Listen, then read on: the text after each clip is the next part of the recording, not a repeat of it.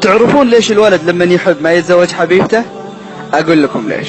بكل بساطة لأن الولد يبغى أحد يهتم فيه، يخاف عليه، يطلع معه لين أمه تروح تخطب له البنت المناسبة.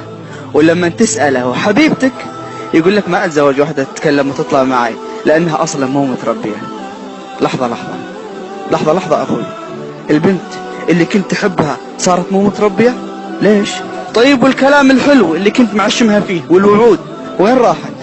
على طاري التربية، ترى أهلها ربوها أحسن تربية، بس الحقيقة هي زيك كانت محتاجة اهتمام غير اهتمام الوالدين. وبعدين كل شخص مسؤول عن تصرفاته، الوالدين ما لهم علاقة بشيء. هذه جزات اللي عطتك الثقة العمياء وضحت بنفسها؟ لا والله مشكور حبيبي، يجي منك أكثر.